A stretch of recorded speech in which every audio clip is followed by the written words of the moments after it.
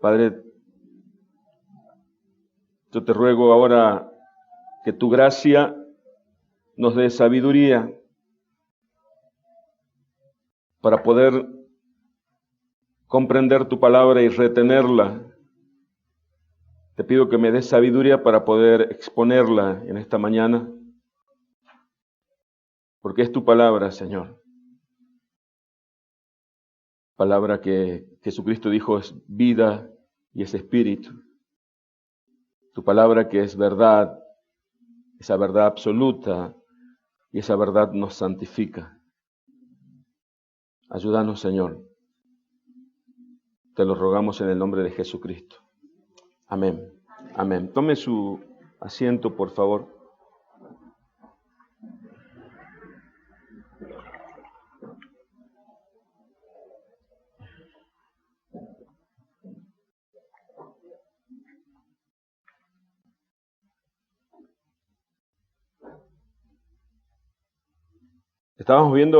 Estábamos con la serie de Corintios, primera carta a los Corintios, y los que toman nota y siguen atentamente al mensaje seguramente pensarán que hoy vamos a continuar con Corintios 7, que el apóstol Pablo trata muchísimos temas, cómo debe conducirse el verdadero cristiano en la iglesia del Señor. Pero los que están atentos también a la serie, por lo menos algunos hermanos me hicieron notar, que cuando expuse el capítulo 4, lo hice hasta el versículo 6 solamente, y quedaron el resto de los versículos sin exponer. Si me pregunta por qué pasó eso, porque el Señor lo habrá dictaminado así. Vamos a ir a 1 Corintios 4, para poder, cuando terminemos la serie de la primera carta a los Corintios, podamos decir, vimos toda la primera carta de los Corintios, y no nos salteamos nada. 1 Corintios, capítulo 4, hay muchos puntos muy importantes que acá el apóstol Pablo abordó con el tema de estos hermanos corintios. Primera carta de los Corintios, capítulo 4, versículo 6, es el texto asignado para esta mañana. Primera de Corintios, capítulo 4, versículo 6, dice así la palabra del Señor: pero esto, hermanos, lo he presentado como ejemplo en mí y en Apolos, por amor de vosotros, para que en nosotros aprendáis a no pensar más de lo que está escrito, no sea que por causa de uno os envanezcáis unos contra otros.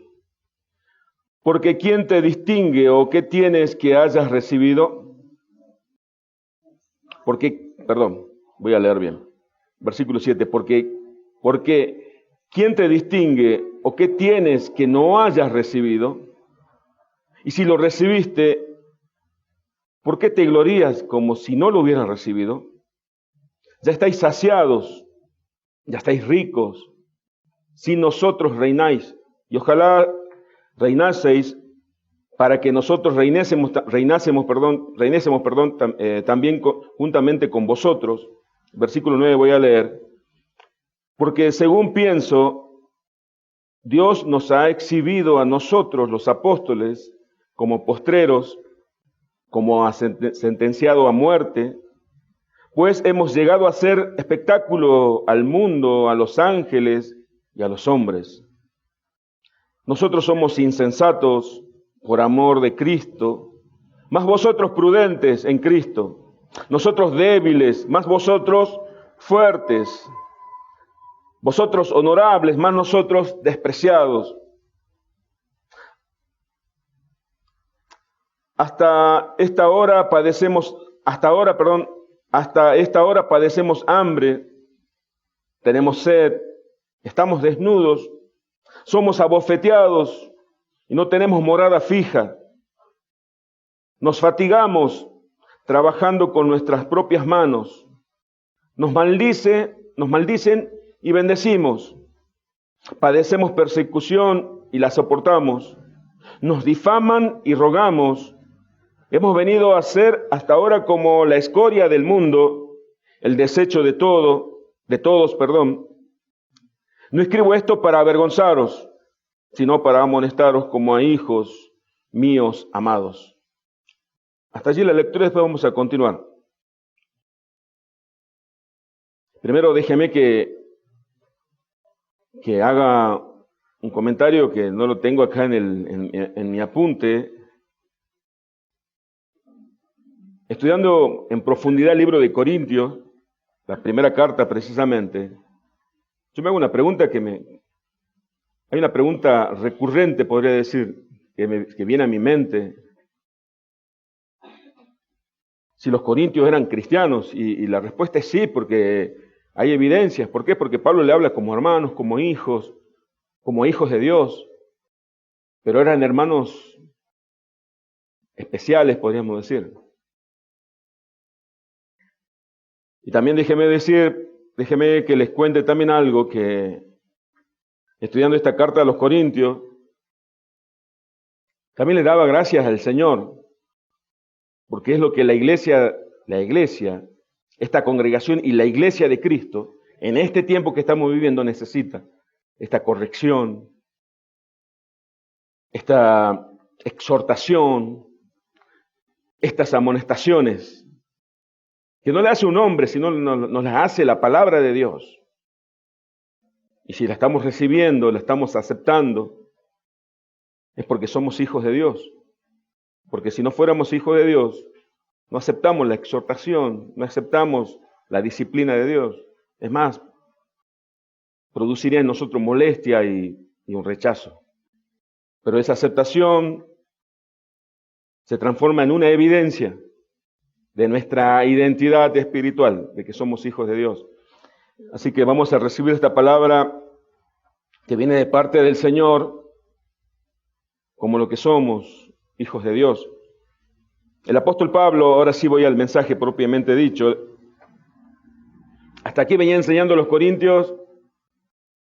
Siempre hago como un repaso para los que no siguieron la serie. Uno de los problemas de los corintios era la carnalidad.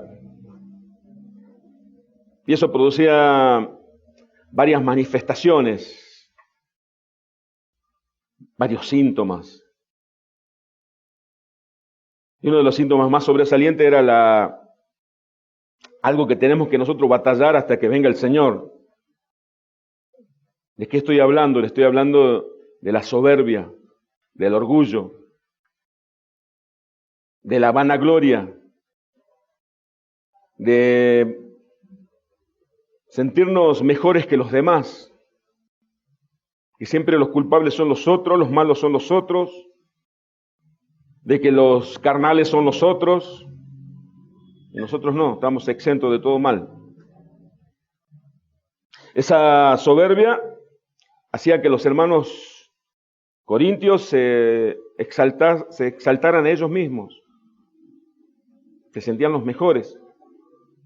Recordemos que venían de una cultura donde la sabiduría era la que lo distinguía del resto de las sociedades. Eran como una sociedad progresista. Y como la palabra de Dios va contra toda cultura, contra todo pensamiento social, porque la palabra de Dios es la palabra de Dios, es el consejo de Dios, es lo que Dios determinó desde la eternidad.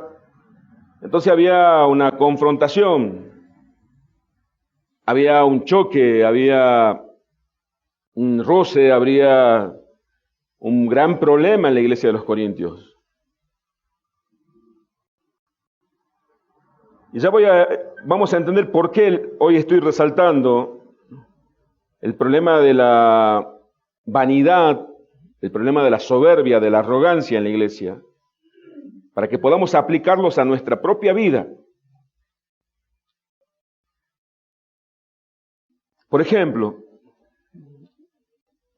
usted escúcheme atentamente, por favor, yo le voy a citar ejemplos de hombres de Dios que no tenían actitudes soberbias, que no tenían actitudes arrogantes, si no mostraron actitudes de humildad. Por ejemplo, Abraham, cuando intercedió por su sobrino Lot,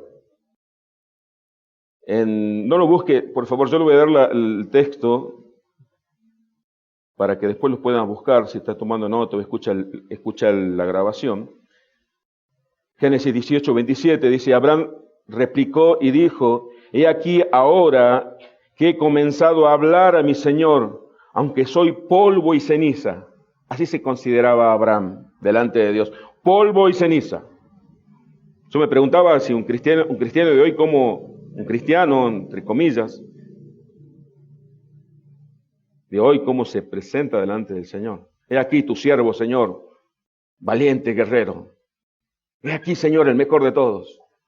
Quizás no lo decimos con estas palabras, pero a veces las actitudes hablan más que las palabras.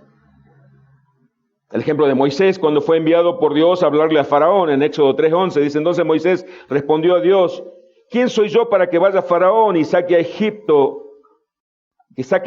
a los hijos de Israel? ¿Quién soy yo? Señor, ¿por qué posaste tus ojos en mí? ¿Quién soy yo? Es más, yo no puedo ni siquiera hablar. Soy tartamudo. El ejemplo de Gedeón, en Jueces 6:15. Entonces le respondió, Señor mío, ¿con qué salvaré yo a Israel? He aquí que mi familia es pobre en Manasés, y yo el menor en la casa de mi padre. Señor, ¿quién soy yo? No soy nadie. En el Nuevo Testamento, Juan el Bautista, cuando dice en Juan 1:26, Juan le respondió diciendo, yo bautizo con agua, mas en medio de vosotros está uno quien vosotros no conocéis. Este es el que viene después de mí, el que es antes de mí, del cual yo no soy digno de desatar la correa de su calzado. Otra actitud de humildad es Juan el Bautista, el Nuevo Testamento. La actitud de Pedro cuando tuvo el encuentro con Jesucristo, después de la pesca milagrosa. Lucas 5:8, viendo esto, Simón Pedro cayó de rodillas ante Jesús diciendo, apártate de mí, Señor, porque soy hombre pecador. El ejemplo de Pablo en Efesios 3:8, el ejemplo de humildad estoy hablando, ¿no? A mí que soy a mí que soy menos que el más pequeño de todos los santos, me fue dada esta gracia de anunciar entre los gentiles el evangelio de las inescrutables riquezas de Cristo. El ejemplo de Jesucristo, Mateo 11:29, llevad mi yugo sobre vosotros y aprended de mí que soy manso y humilde de corazón y hallaré descanso para mi alma. Hay ejemplos de humildad en los hombres de Dios. Si usted revisa la Escritura no va a encontrar una actitud soberbia en ningún siervo, en un genuino siervo de Dios. Pero a pesar de todos estos ejemplos, si eran hermanos de una iglesia, seguramente conocían a los hombres, a los patriarcas. Seguramente sabían de la humildad de Cristo, porque Pablo le habló el consejo de Dios, le predicó de Jesucristo crucificado, siendo Dios, el Dios encarnado, pudiéndose Cristo salvarse a sí mismo, se entregó por nosotros. Entonces ellos, por lógica, tenían que entender, deberían haber entendido que una virtud distintiva al resto del mundo, la de Cristo, siendo Dios, fue siervo, como dice Filipenses 2, y entregó su vida para morir, una muerte que tenían solamente los peores de los criminales, por amor a nosotros. A pesar de todos los ejemplos, de los múltiples ejemplos que hay en la Escritura, los corintios continuaban con la actitud de soberbia. Eso cuando se rechaza el consejo de Dios. Cuando dice, sí, está bien, Dios piensa así, Dios quiere esto, pero yo digo lo contrario. Pero así eran los hermanos corintios. Vieron que en los corintios se peleaban quién tenía el mejor líder, ya lo vimos en los capítulos anteriores. La vanagloria reinaba en la congregación corintia. Hermanos, que eso no pase entre nosotros. Que eso no pase entre nosotros. Pero para eso nos tenemos que cuidar los unos a los otros, como dice la palabra de Dios. Nos tenemos que exhortar, pero también nos tenemos que amonestar. Pero también tenemos que saber recibir las amonestaciones. Cuando usted no quiera recibir una amonestación porque está siendo soberbio. Y si está siendo soberbio, entonces se está alejando de su identidad de hijo de Dios. Decía John Piper en uno de sus libros, dice que la humildad es como la sombra de Dios. Si no hay humildad, quiere decir que no está Dios. Nos examinemos a nosotros mismos. Fíjese, vamos a ver lo terrible que es perder la humildad. Lo terrible, lo trágico que es no batallar contra la soberbia que está en todo corazón en todos los corazones nuestros, en todo aquel que tiene la naturaleza caída, la naturaleza adámica. No puede decir, no, yo estoy orgulloso de mi humildad. No existe eso. Porque a veces la soberbia también se disfraza de falsa humildad. Alguien dijo que es la peor de las soberbias. En el versículo, si me acompaña con su vista, en el versículo 7 del capítulo 4, primera carta a los Corintios capítulo 4, versículo 7,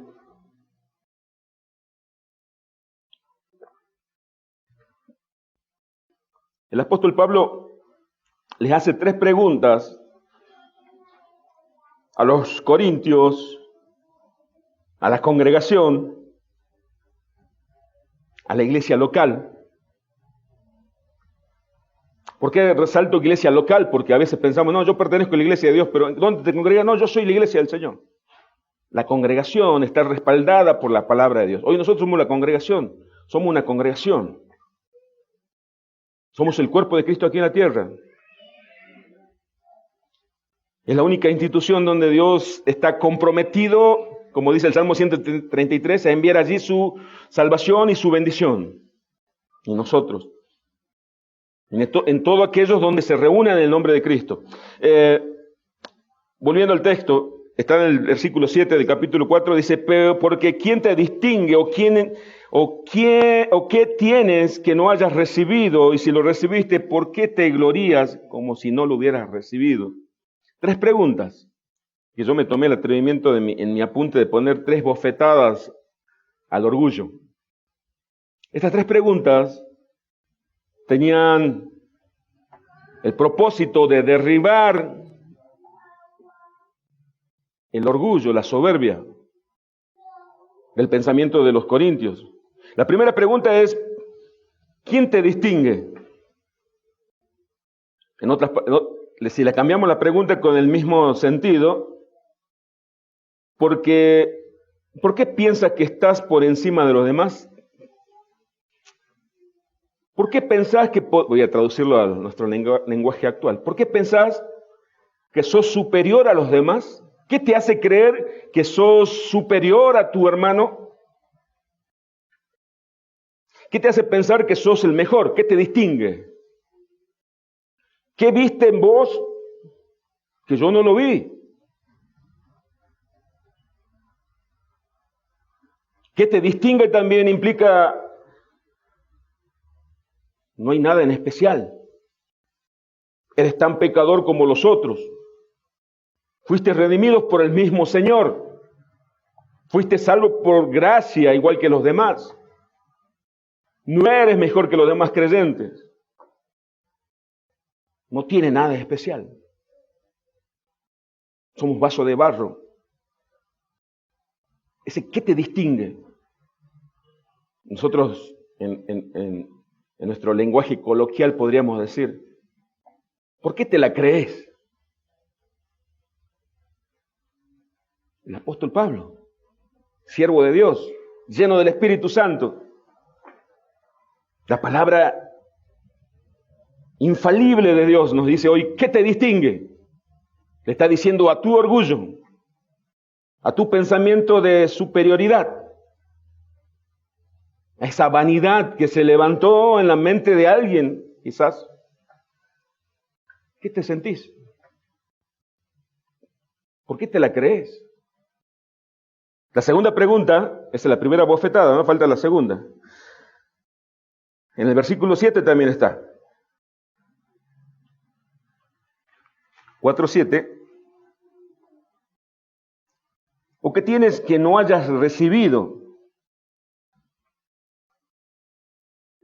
Le está diciendo, permítame que le hable en el lenguaje salteño 2020.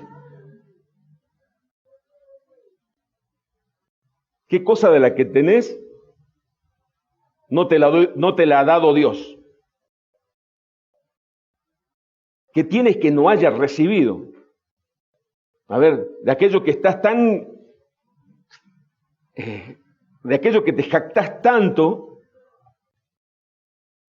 de aquello que te parece muy bueno, eso te lo dio Dios. Eso lo recibiste del Señor. El incrédulo, el necio dice, no existe Dios, todo lo conseguí con mi esfuerzo. Nosotros estamos hablando de la iglesia. Si yo miro para afuera el mundo va a decir, esto lo compré yo. Mi título me esforcé yo. Mi posición social la logré yo. Pero estoy hablando de la iglesia. Aquellos que entendemos que toda buena dádiva, dice Santiago, viene del Padre de las luces, del Señor. Toda buena cosa que tenemos viene del Señor. ¿Se acuerdan cuando Jesucristo en Mateo 7:23 dice, apartaos de mí, hacedores de maldad? Bueno, lo malo lo hacemos nosotros, pero las cosas buenas que tenemos, toda buena dádiva viene de parte del Señor. Por eso dice, la segunda pregunta que le hace Pablo a los Corintios, dice, ¿qué tienes que no hayas recibido? Esa pregunta, a ver, contame. ¿De qué te glorías? Bueno, me glorío de la riqueza que tengo. Te tengo que decir algo, eso te la dio Dios. No, pero yo trabajé. ¿Quién te dio salud, la capacidad, la inteligencia? ¿Quién te ha dado la fuerza para que puedas lograr tus objetivos? El Señor. El Señor, solamente Él. ¿Quién puede, esa pregunta, ¿qué tiene que no haya recibido? Está diciendo, ¿quién de ustedes puede decir que es autosuficiente? Que se crearon a ustedes mismos, que viven por sí mismos, que tienen vida en sí mismos. ¿Quién de ustedes puede decir que tiene la aseidad de Dios? Ninguno de nosotros, ninguna criatura, nada de la creación, solamente Dios existe por sí mismo. Todos nosotros dependemos del Señor.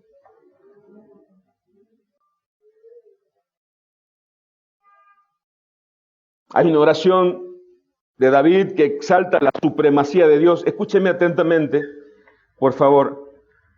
En 1 Crónicas 29:11 dice, tuya es, oh Jehová, la magnificencia, el poder, la gloria, la victoria, el honor, porque todas las cosas que están en los cielos, escuche bien, en la tierra, escuche bien, por favor, son tuyas, decía David. Tuyo, oh Jehová, es el reino. Tú eres excelso sobre todos. Escuche, por favor, iglesia del Señor. Las riquezas, decía David, la gloria proceden de ti. Y tú dominas sobre todo. En tu mano está la fuerza. Yo pensaba que estaba en mí. No, en tus manos, Señor. El poder, en tu mano el hacer grande. Yo pensaba que porque yo era más inteligente que los demás. No, del Señor. A todos. De hacer grande a todos. Él hace, al rico lo hace rico, al pobre lo hace pobre. el Señor. David decía, ahora pues, Dios nuestro, nosotros alabamos y loamos tu glorioso nombre. Versículo 14. Esto es maravilloso. Escuche bien lo que dijo David en esa oración. Porque ¿quién soy yo? ¿Y quién es mi pueblo para que pudiésemos ofrecer voluntariamente cosas semejantes? Pues todo es tuyo, y de lo recibido de tu mano te damos. Esa oración la hizo David cuando el pueblo llevó las ofrendas para edificar el templo. Créame que no le estoy usando este texto, créame, porque estamos edificando un salón.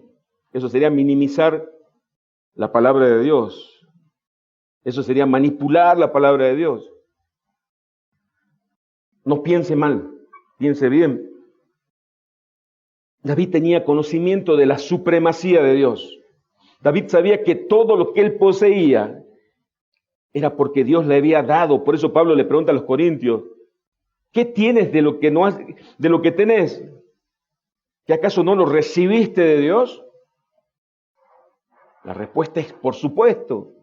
¿Quién más te lo va a dar? Tuyo es todo, decía David. Ahora sí voy a ir, ahora sí, agárrese de la silla. Si nosotros entendiésemos este atributo de Dios, créame que seríamos diferentes. Si nosotros entendiésemos el atributo de Dios, de que lo que tenemos es nos dio el Señor. Vieron cuando en la ley se pedía, Dios le pedía al pueblo el diezmo, había una imposición, el diezmo era un impuesto, así como vamos a pagar alumbrado de limpieza, ganancias, algunos pagan ganancias, un impuesto, o sea, el impuesto es una imposición. Pero el nuevo pacto en Cristo no es una imposición, sino algo que el creyente da de corazón a Dios. ¿Y por qué Dios impuso el 10%? Todo es mío, dice Dios. Quédate con el 90%, dame el 10%. ¿Y por qué el 10% si Dios no necesita? Ese 10% es el reconocimiento del pueblo de que todo lo que habían recibido venía de parte de Dios. Usted dice, ahora la iglesia ya no está exenta de eso. Claro, la ley estaba escrita en tabla de piedras. Dice Hebreos que ahora la ley está en nuestros corazones y en nuestra mente, por el Espíritu de Dios. Ya no es una imposición. Algunos dicen, menos mal. Es un parámetro. Si en la ley se daba el 10, si doy el 5, quiere decir que es menos que la ley. La primera iglesia daba el 100%. Yo pensaba si nosotros como congregación entendiésemos como entendía David, quizás no tendríamos que estar vendiendo empanadas, insistiendo a los hermanos. Porque yo creo que Dios en su sabiduría, en su providencia, envió a los hermanos con los recursos necesarios y los prosperó para que ellos al dar, al ofrendar, al reconocer todo lo que recibieron de Dios, la iglesia puede hacer la obra y puede extender su reino. O pensamos que Dios dice, me salieron mal los cálculos, así que bueno, hagan empanadas. Yo creo que no, yo creo en el Dios sabio, en el Dios, en la providencia divina. Creo en la perfección de Dios. Todo es de Él. Esa convicción le tiene un hijo de Dios. Todo es tuyo, Señor. Esa convicción le tiene el Hijo de Dios porque al despertarse, cuando pone sus pies en el suelo, en el piso, le da gracias a Dios porque le dio un día más de vida y puede disfrutar de sus misericordias cada mañana. Cuando sale a su trabajo le puedes dar gracias a Dios que le dio un trabajo, le dio la capacidad, le dio la fuerza, todo que muchos no tienen. David entendía que él era rey porque Dios quiso. Si él tenía para ofrecerle una cantidad impresionante de oro, plata, cedro y lo mejor, era porque Dios le había dado. Dice, pero ¿quién somos nosotros, Señor? Para darte voluntariamente, para darte así, se me ocurre dar esto a Dios. Si todo es tuyo, te pido permiso y te pido, Señor, que lo tomes. Por favor, te pido, Señor, que reciba nuestra ofrenda. David no dijo, bueno, acá Dios vengo a darte y ahora estás en deuda conmigo. No, yo no lo digo nunca, dicen los hermanos. Yo les digo, ¿yo por qué puedo saber? Porque yo también estuve de ese lado. Y yo cuando daba decía, bueno, Dios, ahora, ¿por dónde va a llover la bendición? Cuando después entendí que Dios ya me había bendecido cuando me salvó. Cuando llegó Cristo a mi vida ya me había bendecido. Cuando restauró a mi familia y me sigue manifestando su bendición. Y la tercera pregunta, volviendo a Corintios 4:7,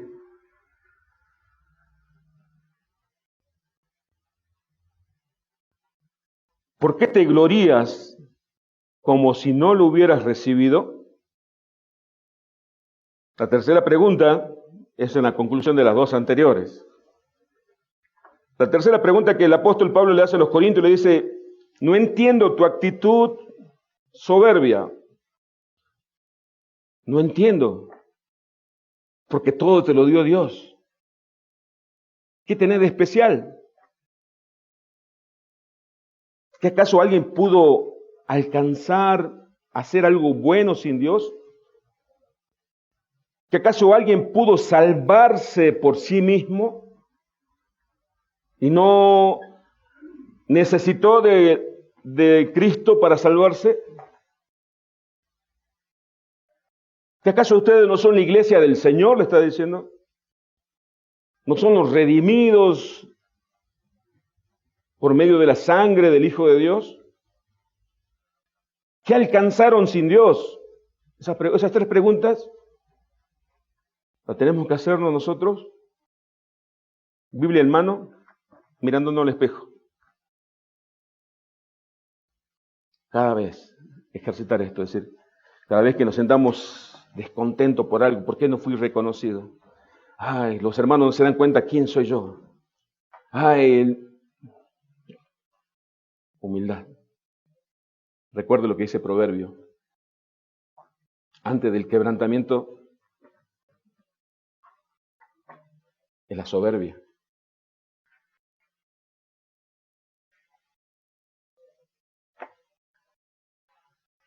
Jesús dijo, le repito lo que dijo Jesús en Mateo 7, dice, apartó de mí hacedores de maldad. ¿Qué podemos hacer nosotros de bueno sin Dios?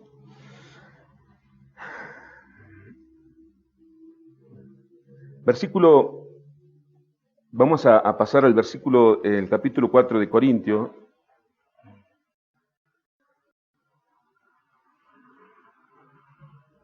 Quiero que Pablo, del versículo 8 al 13, no lo vamos a leer ahora, pero quiero que me escuche lo que quiero decirle, después ya vamos a la lectura, pero quiero citar que es del versículo 8 al 13, voy a tratar ahora. Algunos comentaristas dicen, y yo coincido, que Pablo usó una ironía sarcástica. Qué raro que un predicador use ironía sarcástica. Bueno, quizás yo la uso y no me doy cuenta. Pero es palabra de Dios. Con un fin retórico lo usó. Y hace una comparación de la autosuficiencia de ellos, de la falsa autosuficiencia de ellos, de la arrogante conducta de ellos, del egoísmo de los corintios, con la vida sufrida de un apóstol, de un ministro de Dios. Vamos a leer del versículo 8 al 13 nuevamente, dice, ya estáis saciados, perdón, del 8, sí. Ya estáis saciados, ya estáis ricos, sin nosotros reináis, perdón. Y ojalá reinaseis para que nosotros reinásemos también juntamente con vosotros. O sea, ustedes alcanzaron todos. Ustedes ya llegaron sin necesidad de ninguno de nosotros. Ustedes son demasiado buenos, son autosuficientes. Está usando el sarcasmo el apóstol Pablo. Dice el versículo 9, porque según pienso Dios nos ha exhibido a nosotros, los apóstoles, como postreros, al último, como a sentenciados de muerte, pues hemos llegado a ser espectáculos al mundo, a los ángeles y a los hombres. Nosotros somos insensatos por amor de Cristo, mas vosotros prudentes. Nosotros somos tontos, ustedes son los sabios. Nosotros somos los últimos en la fila. Nosotros somos los sentenciados a muerte, es el versículo 9. Nosotros somos los que somos espectáculos al mundo. Y acá Pablo estaba usando una ilustración de algo que ellos conocían. En la cultura romana, cuando iban a la guerra los romanos, volvían, el general romano venía con su ejército y traían a los esclavos. Creo que todos vimos alguna vez en la película. Traían a los esclavos y el pueblo los recibía, los victoriaba.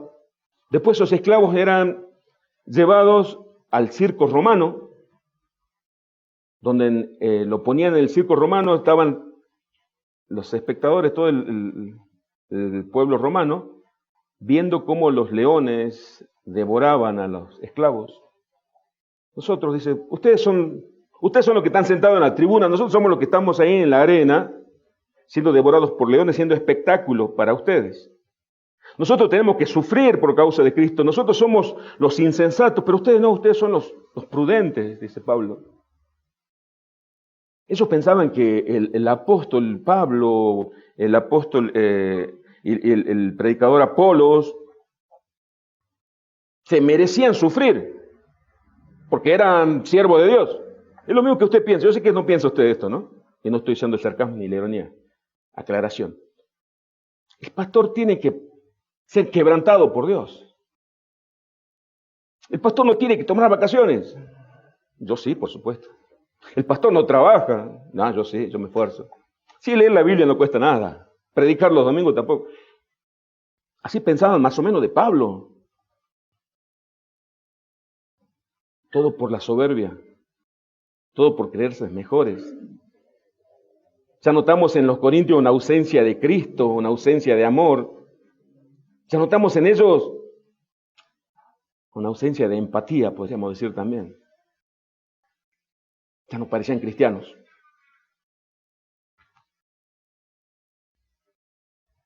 Pablo usa la palabra abofetean. En la original esta palabra significaba, nosotros somos abofeteados, dice en el versículo 11, ¿no? En el versículo 11 dice, voy a leerlo bien, hasta ahora padecemos hambre, tenemos sed, estamos desnudos, somos abofeteados y no tenemos morada fija. En el griego esta palabra denota cuando el amo lo azotaba al esclavo. O sea, nosotros tenemos que sufrir como esclavos y ser azotados. Ustedes no. O sea, ellos querían vivir un cristianismo pare de sufrir. Un cristianismo sin sufrimiento. Un cristianismo sin padecimiento. Un cristianismo cómodo. Casi digo un cristianismo dominguero querían vivir. Un cristiano tiene que batallar todos los días contra el pecado, contra el mundo. Ellos querían vivir un cristianismo sin Cristo. Querían vivir un cristianismo sin Cristo. Porque nosotros somos discípulos de Cristo, les recuerdo, y el discípulo sigue las pisadas al maestro. O sea, lo que vivió Cristo, en cierta forma tenemos que vivirlo nosotros también. el padecimiento. Si los que vinieron por primera vez de pensar, uy, pero dice la Escritura que en medio del padecimiento no estamos solos. Cristo está con nosotros, porque Él lo prometió. Pero dice la Escritura también que, mas tengo por cierto, decía Pablo, que las aflicciones del tiempo presente no son comparables a la gloria venidera que en nosotros ha de manifestarse. Qué promesa tan maravillosa para unos simples pecadores que por misericordia fuimos salvos. Así que ellos decían, Pablo dice, nosotros somos los que tenemos que ser castigados como esclavos, ustedes no. Ellos no aceptaban el cristianismo ligado a la humildad. Ellos interpretaban la humildad como debilidad. No, te tenés que imponer, vos sos un hijo de Dios. Sí, a veces tenemos que ir con la verdad, pero a veces tenemos que callar, a veces tenemos que hablar, pero a veces tenemos que enmudecer. Pero dice que Cristo se humillaba a sí mismo. Tenemos que humillarnos delante de Dios. O si no, Él nos va a humillar en público a nosotros. Ellos, los corintios, no querían ese cristianismo que le presentaba Pablo. Pablo dice, nos fatigamos trabajando con nuestras propias manos, nos maldicen y nosotros bendecimos, padecemos persecución y lo soportamos. Dice en el versículo 12. Leí en el versículo 12, porque Pablo, después de decirle todo esto, de darle tremenda amonestación a los hermanos corintios, los llama hijos. Y alguien que no tenga tanto conocimiento en la Biblia dice, pero recién le estuvo hablando fuerte y luego le habla como hijo. Sí, porque Pablo entendía como ministro de Dios que la disciplina de Dios, la disciplina de un ministro de Dios, en este caso el apóstol Pablo, es por amor, como el amor que siente un padre por un hijo. Porque dice en el versículo 15 del 21, voy a leer, porque aunque tenga 10.000 años en Cristo, aunque tengáis 10.000 años en Cristo, no tendréis muchos padres, pues en Cristo Jesús yo os engendré por medio del Evangelio. Por tanto, os ruego que me imitéis con la actitud de padre, imítenme a mí. Saben que los hijos tienen que imitar al padre, ¿no? Un padre bueno, por supuesto. Por esto mismo os he enviado a Timoteo, que es mi hijo amado y fiel en el Señor, el cual os recordará mi proceder en Cristo, de la manera que enseño en todas partes y en todas las iglesias. Mas algunos están envanecidos. ¿Sabe que la palabra envanecido significa en el original hinchazón? El cristiano cuando se envanece se hincha tanto, como un globo se infla, que desplaza a Cristo de su vida. Que ya no hay lugar para Cristo en tanta hinchazón. Los corintios, Pablo, están envanecidos, están inflamados de soberbia. Dice, están envanecidos como si yo nunca hubiese de ir a vosotros, pero iré pronto a vosotros, si el Señor quiere, y conoceré no las palabras, sino el poder de los que andan envanecidos, porque el reino de Dios no consiste en palabras, sino en poder. ¿Qué queréis? ¿Iré a vosotros con vara o con amor y espíritu de mansedumbre?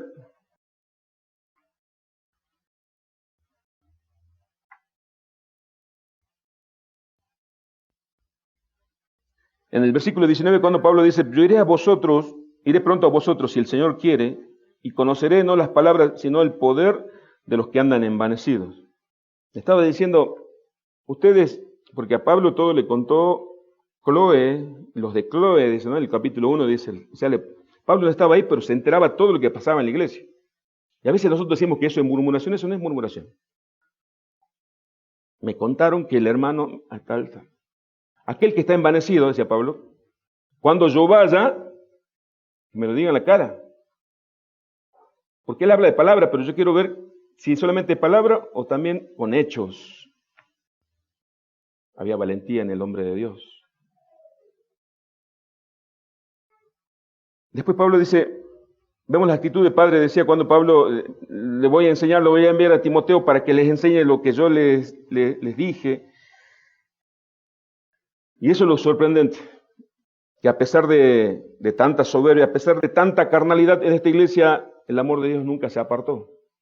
Porque esas son las misericordias de Dios. Tenemos que estar agradecidos porque a pesar, y nosotros nos tenemos que ver reflejados con algunas actitudes de la iglesia corintia. No tenemos que decir, uy, qué malos que eran los corintios, sino preguntarle, Señor, ¿yo seré igual?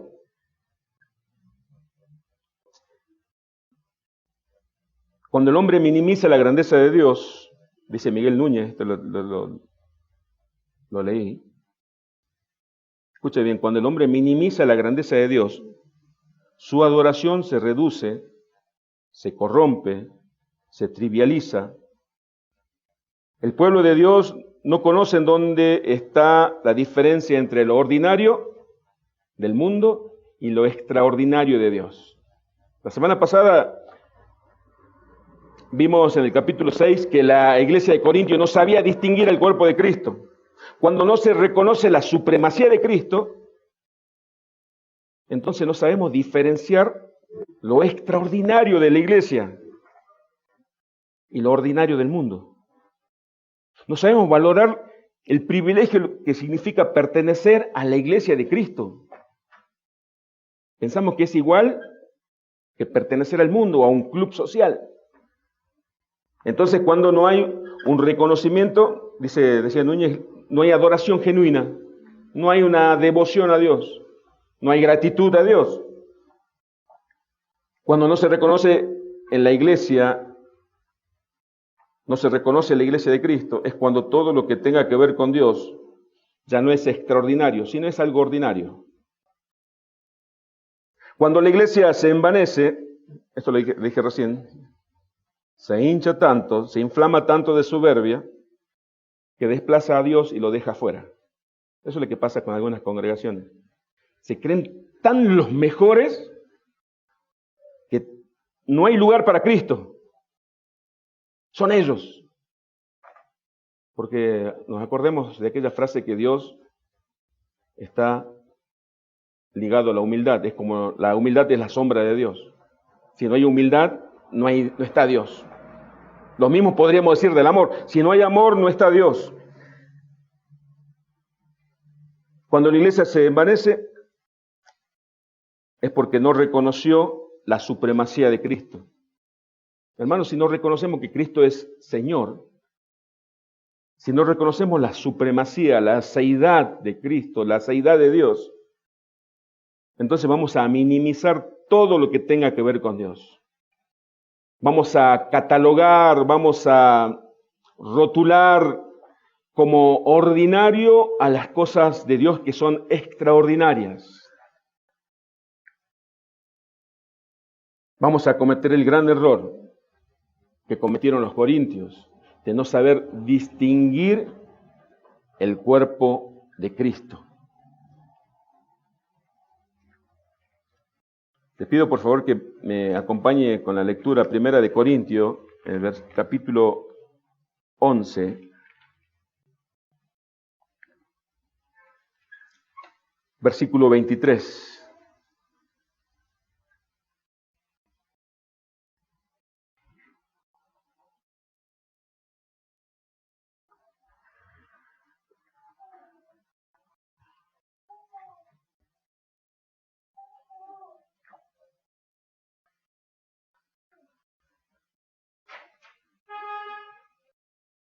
Hoy vamos a celebrar la Cena del Señor, pero también este texto de la Cena del Señor está ligado directamente a a lo que acabo de exponer en el capítulo 4 de Corintios, porque la cena del Señor justamente se trata de esto, de diferenciarnos, de distinguirnos, de saber que nosotros no somos iguales al mundo, no con actitud de soberbia, ¿no? Sino con la actitud de humildad, que fuimos elegidos por el Señor, llamados por el Señor para ser parte de su iglesia, por gracia. No lo merecíamos. Pablo, en 1 Corintios 11:23, le dice a la iglesia, porque yo recibí del Señor lo que también os he enseñado, que el Señor Jesús, la noche que fue entregado, tomó pan, y habiendo dado gracia, lo partió, y dijo, tomad y comed, este es mi cuerpo, que por vosotros es partido. Haced esto en memoria de mí.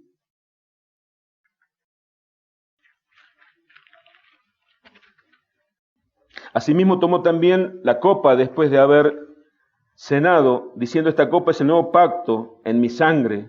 Haced esto todas las veces que la bebiereis en memoria de mí.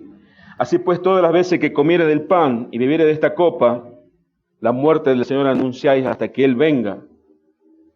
De manera que cualquiera que comiere este pan o bebiere esta copa del Señor indignamente, será culpado del cuerpo y de la sangre del Señor. Por tanto, pruébese cada uno a sí mismo y coma así del pan y beba de la copa.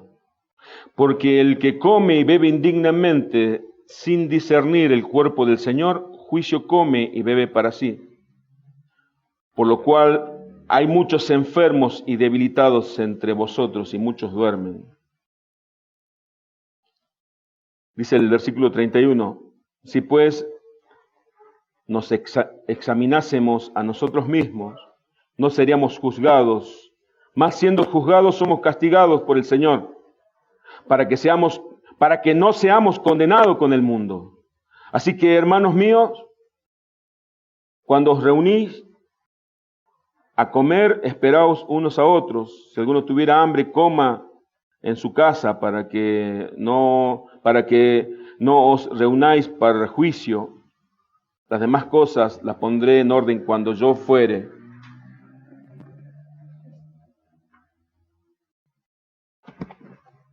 Lo que quiero resaltar de lo que acabamos de leer, al último, del capítulo 11, hay un terrible peligro en no discernir el cuerpo de Cristo. Esto lo dije la semana pasada y quería repetirlo hoy. En tomar a poco pertenecer a la iglesia del Señor. La iglesia del Señor. No es la iglesia de Marcelo Tapia, no solamente es la iglesia cristiana reformada de Salta, es la iglesia de Cristo. Los corintios pensaban que era algo ordinario. Cuando decimos ordinario es algo común, algo que se da de forma circunstancial o porque sí.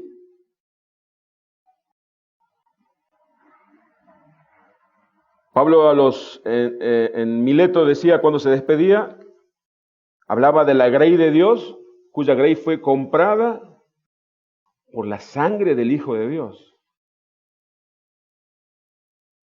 Mire si no tiene importancia pertenecer a la iglesia de Cristo. El no distinguir a la iglesia de Cristo nos hace a nosotros entonces blasfemos, porque podemos estar blasfemando contra el cuerpo de Cristo. No discernir el cuerpo de Cristo no puede, como decía la semana pasada, y les recuerdo, cometer el pecado que cometió Pablo, perseguir a nuestro propio hermano, pensando que no es Cristo. No discernir el cuerpo de Cristo nos puede hacer que nos reunamos, pero en nuestras reuniones no haya el verdadero amor, el amor de Cristo. No discernir el cuerpo de Cristo puede ser que solamente pensemos que tenemos que reunirnos una vez a la semana y no importa que lo que viva mi hermano o mi hermana y no sepa qué es de su vida. Pero sí oramos en la mañana, quizás oramos a la noche y le pedimos Señor, Señor, y el Señor nos dice en su palabra, ¿por qué me llaman Señor si no hacen lo que yo les mando?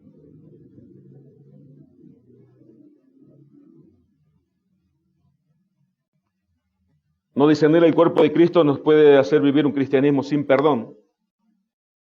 Que estemos reunidos en este lugar o donde nos reunamos y haya algo en contra de mi hermano.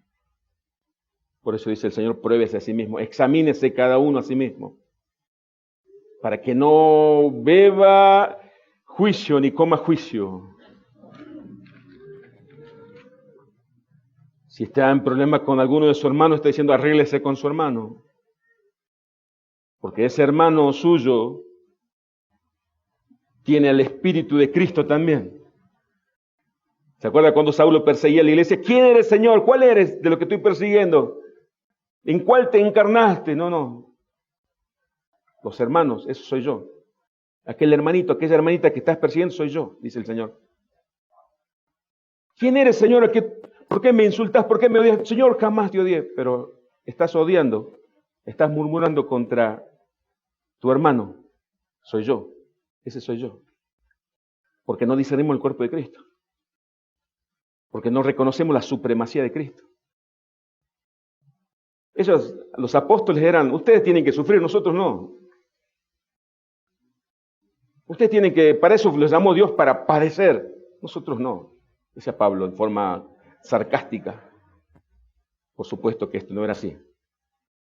Si fuera así, entonces diríamos, Dios hace acepción de personas. A uno trata mal, a otro bien.